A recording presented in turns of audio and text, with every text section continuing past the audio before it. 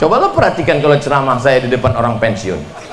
Astaghfirullah Rabbal baraya, astaghfirullah minal khataya. Kenapa Ustaz nggak semangat? Yang itu apa? Mubazir. Di depan orang yang udah nggak ada jabatan kita semangat, mari kita tolong agama Allah. Ditanya, Bapak, saya udah nggak ada lagi Pak. Tahu kan saya tanya tadi, dikasih tahu Abu ya, Ustaz Somad, ini Bapak Wakil Bupati. Saya tanya, masih aktif? Masih.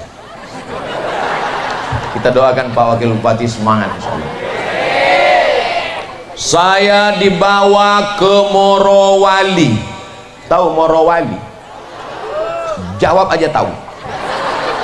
Morowali di Sulawesi Tengah, Sulteng. Sampai di Morowali ketemu dengan Bupati. Saya tanya, Pak Bupati, ya, saya dapat kabar katanya Bapak mengirim 70 santri ke Yaman. Betul Pak Ustadz. Bapak nggak takut ditangkap KPK? Sampai sekarang belum Pak Ustadz. Bapak bisa mengirim 70 orang ke Yaman belajar di Ahqaf, belajar di Hadramaut, belajar di Tarim. Duitnya dari mana? Dari Pemda Pak Ustadz. Gimana caranya? Kalau nggak tahu caranya, nggak usah jadi bupati Pak Ustadz. 70 orang. Wahai bupati-bupati dari Sabang sampai Papua, kalau kalian mau dapat amal jariah setelah kematian, kirim 70 mahasiswa ke Mesir, ke Yordan, ke Maroko, ke Ahqaf. Mereka nanti pulang mendirikan pesantren, punya santri, satu santri 1000 satu pesantren, maka kalian mendapatkan bacaan Quran 70.000 satu hari. Mau jadi bupati? Daftar ke KPI. Jabatan tidak lama, hanya sampai 10 tahun 2 periode, itu pun kalau tidak ditangkap KPK. Betul? Maka selagi jabatan masih ada, pakai untuk menolong agama Allah. Takbir. Bangga tidak melihat bapak-bapak polisi hari ini? Ada Bapak Bagus. Pripun kabare Pak Bagus? Apik. Muga-muga Pak Bagus mlebu nang surga. Ada Pak M Jabar. Apa kabar Pak Jabar? Alhamdulillah. Ada Pak Sirait.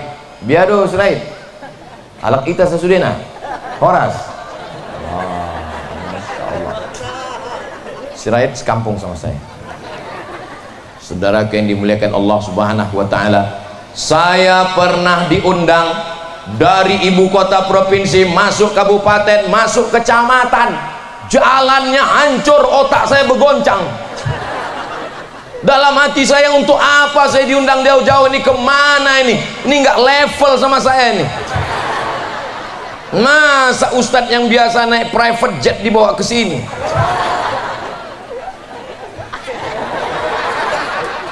Sampai di situ saya nggak nanya ke panitia, masa profesor nanya saya. Ternyata Pak polisi, saya dibawa ke kantor polsek. Padahal level saya ini kan Kapolri kan. Saya dibawa ke kantor polsek Pak Jabar, Pak Febrianto. Apa kelebihan Pak Kapolsek ini? Cuman saya nggak nanya, nggak saya tanya. Apa kelebihan? Nggak saya tanya gitu. Takut saya kena tilang. Saya diam aja. Ternyata Pak Polsek tahu, dia cerita ke saya, Ustadz Somad, setiap orang yang urusan ke kantor polsek ini nggak ada tempat sholat, dan saya membuatkan masjid di kantor Kapolsek ini, dan saya bernazar kalau masjid ini siap, yang meresmikan adalah Abdul Somad. Itulah maka saya datang. Mohon maaf Pak, ini masjidnya pakai uang negara? Enggak Pak Ustadz, pakai duit kami sama-sama polisi.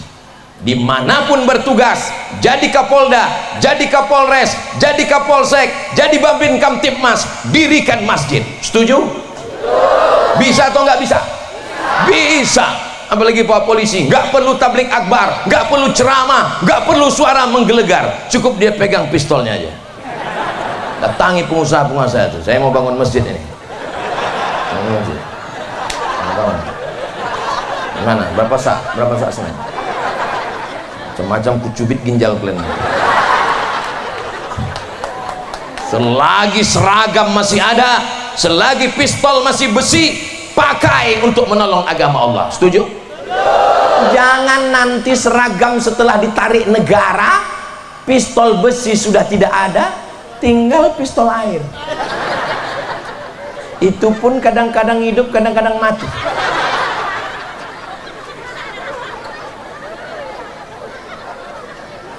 Santri pula yang ketawa, macam paham aja kalian.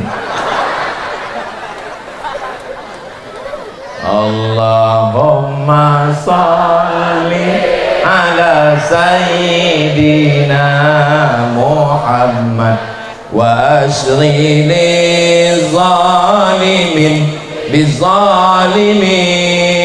Allahumma salli ala sayyidina Muhammad wa asri li zalimin bizalimin wa akhrijna min bainihim salimin wa ala alihi wa sahbihi ajma'in. Sallallahu rabbuna ala nuril mubin Ahmad al-Mustafa sayyidil mursalin wa ala wa sahbihi ajma'in wa ala alihi wa sahbihi ajma'in. Sallu ala Nabi Muhammad. Mewakafkan tanah sudah, membantu masjid sudah, membangun kelas sudah, membangun asrama sudah, memasukkan anak pesantren sudah. Apakah sudah selamat nanti kita di akhirat? Inna awwala ma yuhasabu bihil abdu yaumal qiyamah, yang pertama kali diperiksa, yang pertama kali dicek pada hari kiamat, yang pertama diperiksa hari kiamat adalah sholat, bukan somat. Ada anak santri yang enggak sholat subuh tadi? Enggak ada. Kenapa? Karena subuhnya pasti dibangunkan untuk sholat. Yang pertama diperiksa nanti adalah sholat. Ustadz Somad, suami saya itu enggak sholat. Kok bisa ibu nikah sama dia? Saya pun enggak sholat. Terus sekarang gimana? Sejak mendengar ceramah Ustadz saya sudah sholat Pak Ustadz, tapi saya nggak nyaman karena suami saya sholat. Begitulah pengaduan jamaah. Ibu kaya, rumahnya megah, mobilnya mewah, duitnya banyak, cincinnya 5. Kalau jalan kemana-mana, gimana rasanya Bu? Oh Ustadz nggak tahu rumah tangga saya Pak Ustadz, suami saya nggak sholat. Gimana rasanya punya suami nggak sholat Bu? Rasanya seperti tidur sama babi hutan. Betul Bu? Betul katanya.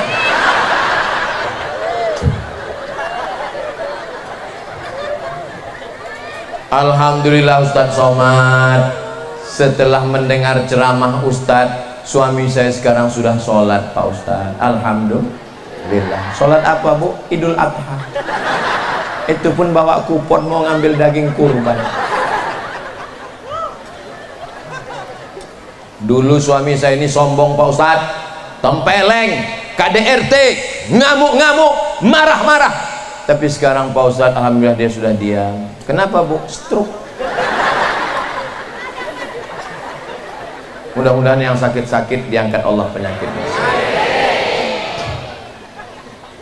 Ustadz Somad ini ceramahnya kok mirip kejadiannya kayak keluarga saya ya. Kuncin dengar ceramah Ustadz Somad 1, jangan tersinggung. Ada beberapa jamaah tersinggung, pulang, meninggal. Selama saya ceramah ada yang tersinggung? Takut semua mati. Ibu kalau suaminya nggak sholat, ibu marah? Jangan, nanti suaminya nyanyi, ibu jangan marah-marah, nanti ibu cepat mati. Ibu jangan marah. Terus gimana Pak Ustadz? Ibu besok sambil masak nasi goreng pagi, buat kopi, ibu nyanyi, walaupun hidup 1000 tahun, kalau tak sembahyang, walaupun hidup 1000 tahun, kalau tak sembahyang, apa gunanya? Kalau kau mati, aku kawin lagi. Langsung dia ambil wudhu, sholat jenazah. Ya Allah, suami-suami kami yang belum sholat, bukakan pintu hatinya ya Allah. Yang sudah kami doakan di majelis yang ramai ini belum juga mau sholat, bukakan pintu liang lahatnya ya Allah. Jangan diaminkan, mati dia nanti. Ibu memangnya udah siap jadi anggota IGGI, Ikatan Janda-Janda Internasional?